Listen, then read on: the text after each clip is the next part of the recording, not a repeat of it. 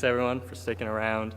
My name's Dan Meyer. I'm a junior at Colby College, and today I'll be presenting on geographic bias and the rule for draft. So everyone knows that the draft is extremely important for a successful franchise. Successful draft yields value in two ways. The first is a player who you can have in 3 to 5 years who can provide you with below market value. And then the second way, which was mentioned earlier today by Keith Law, is in as little as 1 year, he can provide trade value as an asset that way. So as important as the draft is, we know that teams draft inefficiently. Andrew Ball did some great work on this a couple of years ago at Beyond the Box Score, where he talked about how many dollars teams are leaving on the table with their inefficient draft decisions. So improving draft efficiency is key, especially with the current CBA spending limits. No longer can you go out and throw up a ton of money at high upside high school guys in the end of the draft, but each pick is important and draft efficiency is key. What Andrew also points out in his piece is the importance of scouting as a potential inefficiency in the draft. He identifies that teams could be wise to spend more on scouting. So those two pieces of his work are going to frame our central question here, which is how can we improve draft efficiency? So we'll be coming at this in two ways. How can we better identify amateur talent? And then secondarily, how can we optimize our usage of scouts? So we're going to be looking at geography, obviously. We'll be looking at different regions to see if we can identify areas where certain types of players may underperform or overperform what we would expect. And then secondarily, we'll also be looking at scouts usage and see if the way that teams are aligning their scouts is consistent with our findings of where top talent is coming from. So some prior research, Alex Smith, who's currently interning with the Cubs, and I did some research concerning geographic bias in the draft that was published at the Hardball Times. So our primary metric there was we looked at the share of players drafted from one state and compared that to the share of players who were making the majors from that state. So for instance, California high school position players made up about 23% of the pool of all high school position players drafted, yet when we look at the ones making the majors, they represented over 30%, which suggests a potential inefficiency there. So out of that study, the states that came out as most potentially undervalued were California, Texas, Florida, Georgia, and Arizona. And this kind of makes sense because these states are all unified as being southern states with very rich baseball backgrounds. So we identified 3 possible reasons for why this inefficiency may be occurring. The first is behavioral reasons. It's possible that teams are unwilling to invest too heavily in one region, or that they may be trying to sort of spread the love and make all their scouts feel important by drafting guys from other states as well. Second is geographic or cultural reasons. We think that there are obvious differences in how these players play because of where they're from. So being in the South, you get to play year-round. Entirely possible that these players have a more advanced approach and receive more advanced coaching. And finally, structural reasons. So national showcase events that select fixed numbers of players from different regions will inherently bias against players from regions that have extreme depth, such as the states listed here.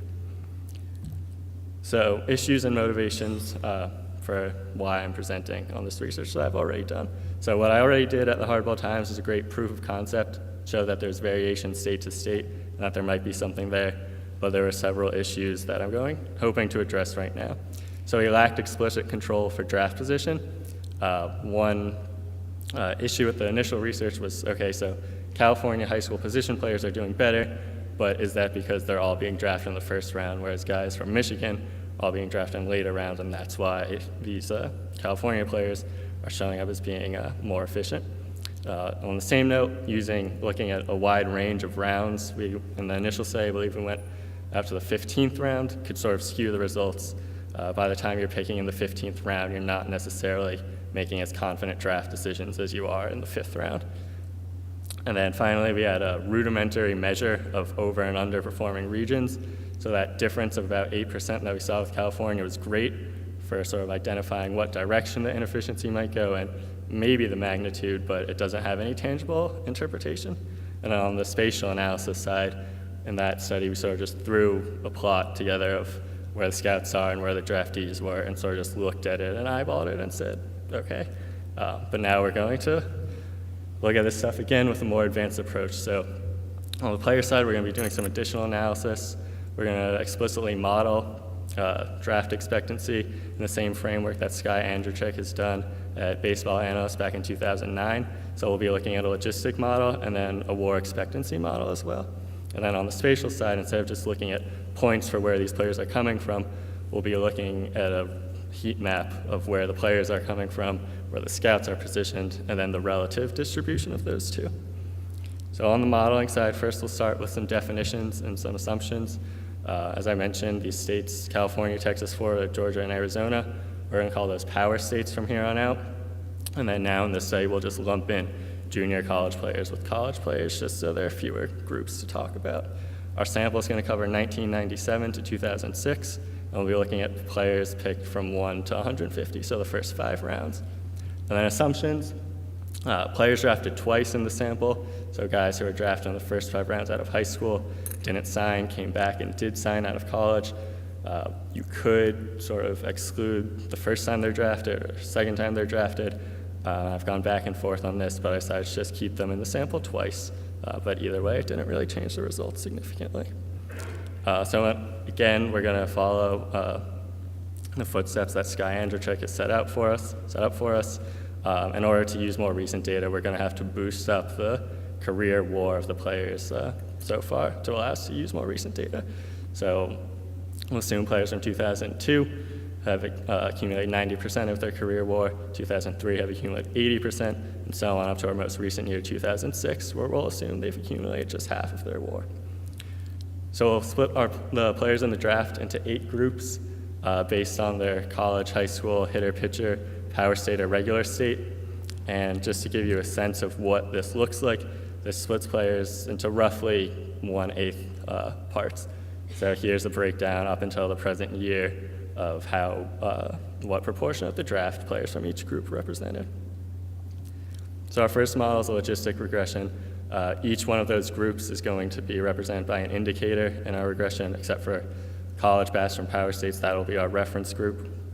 And then, so we'll be looking at each group and the pick, a transformed variable of their pick taken to this negative coefficient, which we got from our expectancy model, which allowed us to estimate that power coefficient.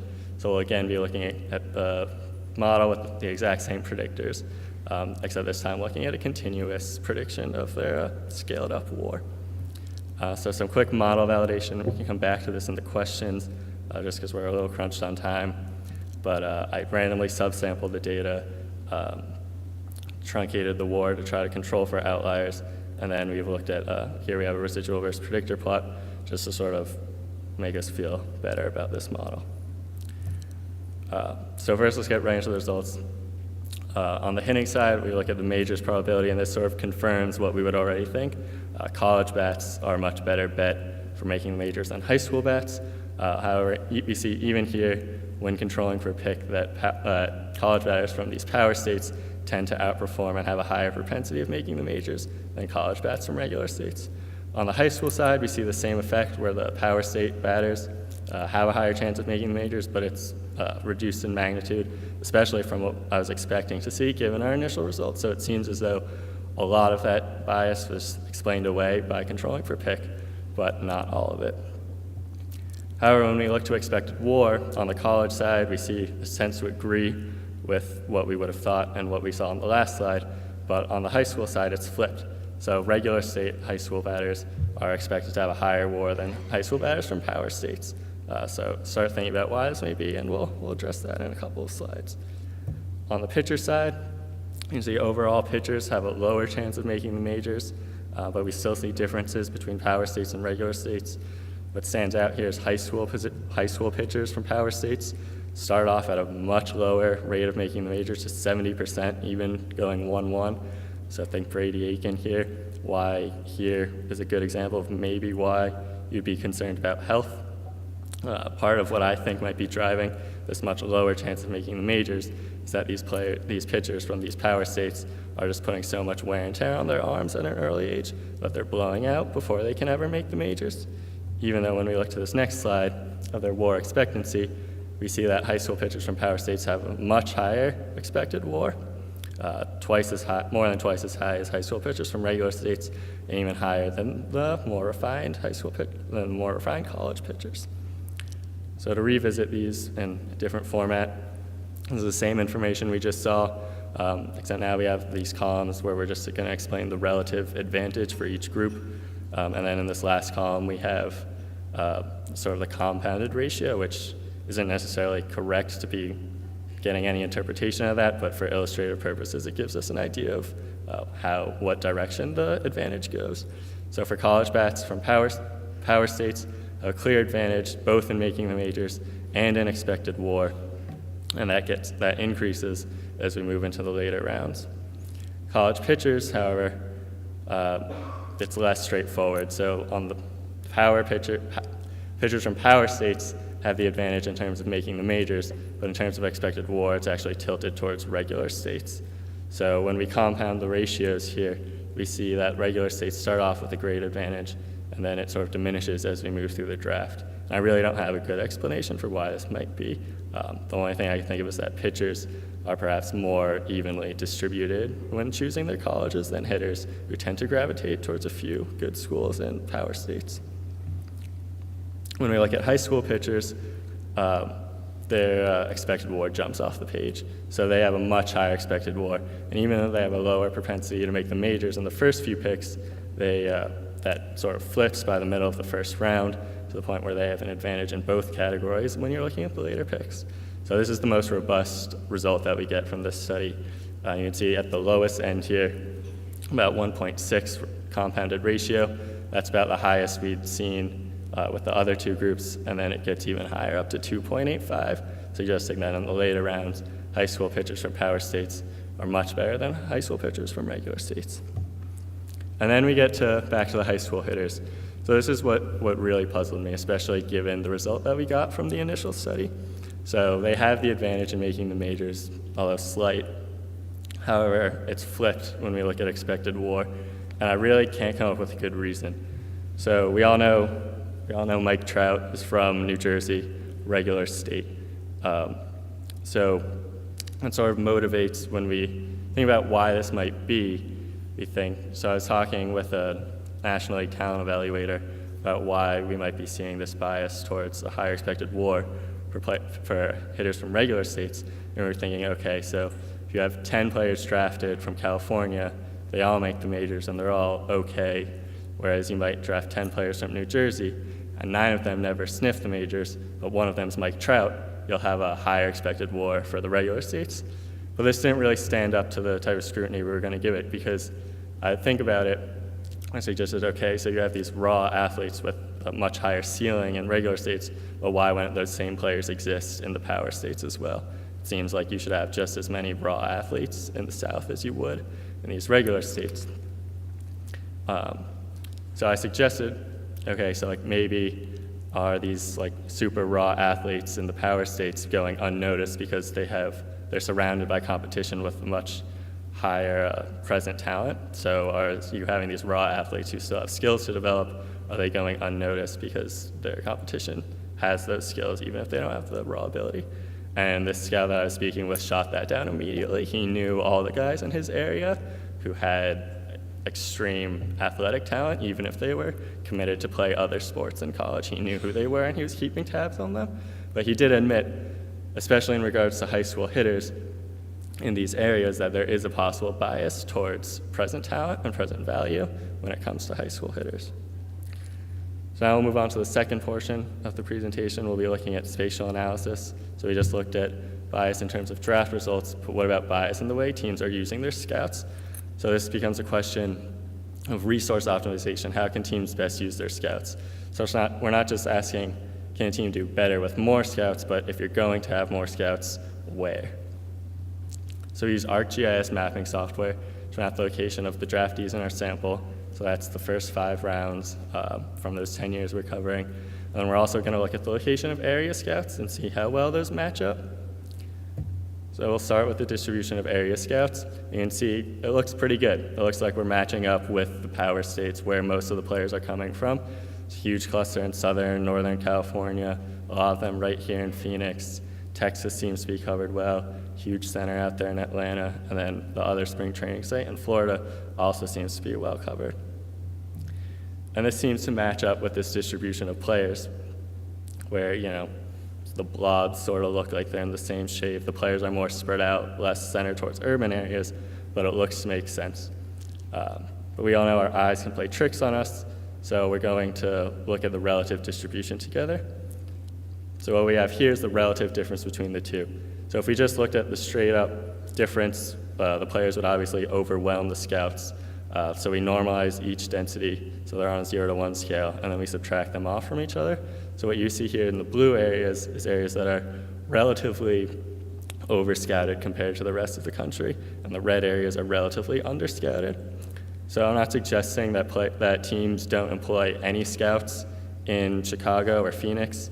You obviously need people to cover the entire country, but I would focus more in on the red areas. So for instance, Houston, Florida, and the southeast corridor there seem to be relatively underscouted compared to how many players we would expect to come out of those regions. So some final concluding thoughts. Here's a little data wish list of what I wish I could have included. It would have been nice to have signing bonus figures to include in there, as well as draft pick. It would be nice to be able to look at hometown in addition to just the school, especially for college players, because players select into their own college, where that's not as often the case in high school. And then it would be nice to have scouting reports as well. Do teams, what did we think of these players? Did we think of them as high ceiling or low floor guys? High ceiling or high floor guys. And then on the spatial side, it would be nice to have areas of scouts' responsibility instead of just where they are. And extensions, where to go from here. I just mentioned better controls. I think in this framework, it's possible that we can move towards actually quantifying a scout's value and what value we can get from an additional scout. And then with an international draft looming, I think there are international applications as well. And then further, I just think continue to question how we draft. The draft is a wildly inefficient process, yet it's so important. So even small marginal gains, how can we improve how teams are drafting? So some concluding thoughts just to sum up. College hitters from power states seem to be much better investments than college hitters from regular states, both in terms of making the majors and expected WAR. College pitchers from regular states, it seems to be tilted towards regular states instead of power states, but less so. High school pitchers, on the other hand, have a much larger advantage from power states, and this sort of makes sense with what our intuition and scouts would tell us. And then with hitters from high school, we have this sort of puzzling effect where high school hitters from regular states have a higher expected WAR. And then on the scouting analysis side, we see that at the team level, distribution of scouts might be suboptimal, and even more so when we look just at individual team levels. So when we look at the aggregated version, we saw there might be more demand for scouts in Houston, Florida, and Charlotte. So thank you to all these people, without whom I wouldn't be here, and thank you to all of you for sticking around. So I'll take some questions now.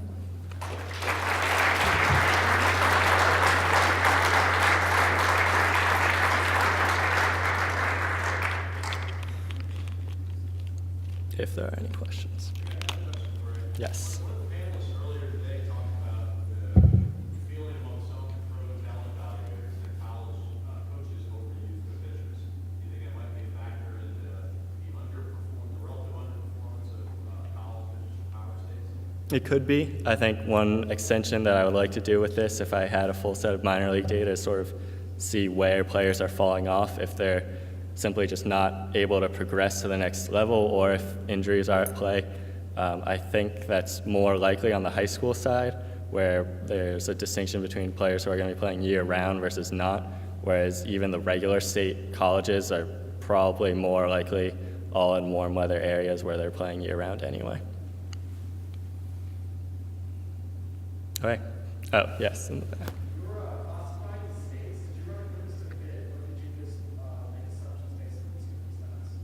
So those 5 states that I picked were based off of the previous analysis that I did at the Hardball Times.